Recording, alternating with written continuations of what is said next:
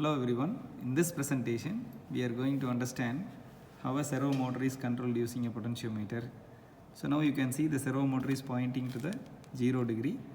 This servo motor will turn from 0 degree to 180 degree and then back from 180 degree to 0 degree based on the requirement. Now slowly I am having a potentiometer and then I am having a servo motor. So when the potentiometer is gradually adjusted means the servo motor is changing its angle from 0 degree to 180 degree as you see here. So now the potentiometer is kept in the leftmost position, which is 0 voltage analog input. So the servo motor is in the 180 degree angle. So when gradually if I increase the analog input to the microcontroller, so the angle of the servo motor is keep on decreasing. So when I decrease the analog input, the angle is keep on increasing. So the potentiometer's rightmost end makes the servo motor in the leftmost end. Potentiometer's leftmost end makes the servo motor to the rightmost end. So the servo motor angle control is in my hand, where with the help of the potentiometer, the servo motor angle can be varied from 0 degree to 180 degree. How this is achieved? So the potentiometer is connected to the ADC of the L293D, ADC of the TIVA microcontroller, and then the ADC value is given as an input to the PWM of the TIVA microcontroller. That PWM output is given to the servo motor. So when the analog input increases, the width increases. When the width increases means it rotates in anti-clockwise direction. When the width decreases means it rotates in clockwise direction. That we can experiment with the help of an oscilloscope. Now you can see the oscilloscope. In this oscilloscope, now we are able to see the pulse width is 0. Now gradually the yellow color waveform, as you see here, the yellow color waveform is the analog input, green color waveform is the pulse width output.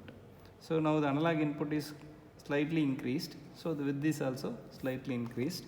Now I am gradually increasing the analog input, so the width of the pulse is also increasing. When I decreasing the analog input, the width is also decreasing. So increasing the analog input increases the pulse width, decreasing the analog input decreases the pulse width. So while increasing the width, the servo motor rotates in anti-clockwise direction, that also you have to see. While decreasing the pulse width, servo motor is rotating in the clockwise direction, that also you have to see. So analog input value is given to the ADC pin of the TIVA microcontroller. Its analog to digital converted value is given as a PWM input to the on-chip PWM module of the TIVA microcontroller. So analog input produces analog output, where servo motor is connected to the PWM, hence the position control is being achieved with the help of the potentiometer. So this can be used for a number of applications. And now let us look at the block diagram of this.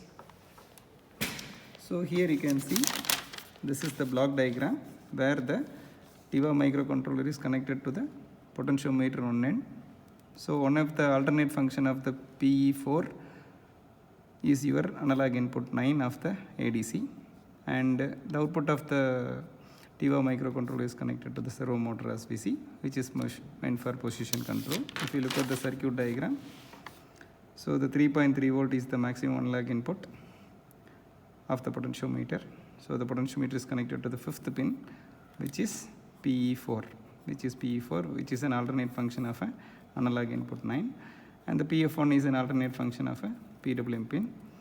So analog input produces analog output, which drives the angle of the servo motor. Now if you look at the code for the same, so the code is written using the Energia tool. In this Energia tool, the servo.h is the function which is being initialized, and as we know, my servo is the variable which was created, and then the analog input is assigned with a variable part pin, which is potentiometer pin, and there is a variable value and there is a variable value 1 for our reference. So in the void setup means void main. Inside the void main we are planning to send the data serially to the serial window.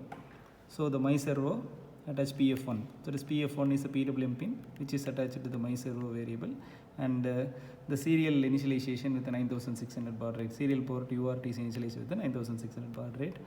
When we go to the while loop, here the value 1. So value 1 is a variable which gets the analog to digital converted value from the potentiometer pin. So pod pin is nothing but PE4 as you see here.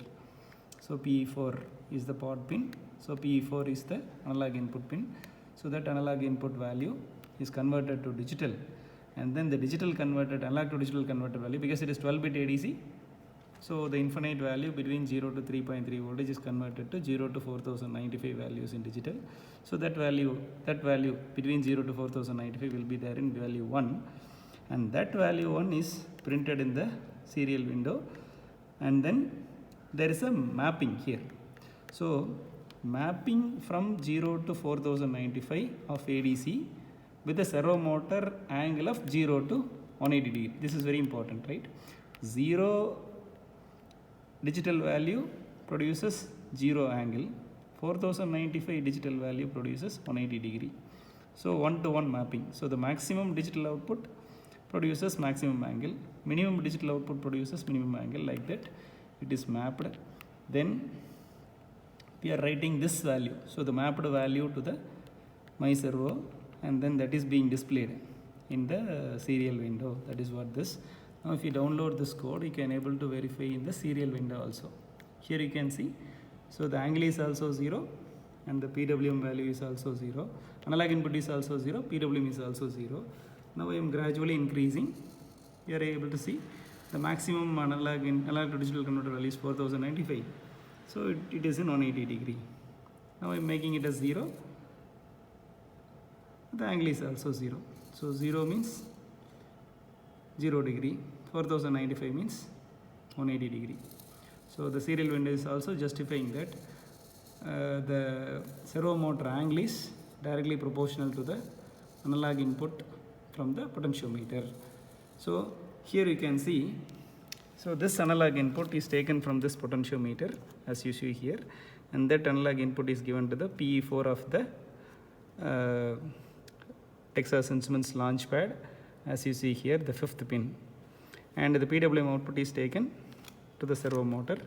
And this is one of the application where the analog input drives the analog output, which is the servo motor, and the oscilloscope justifies how the experiment is working.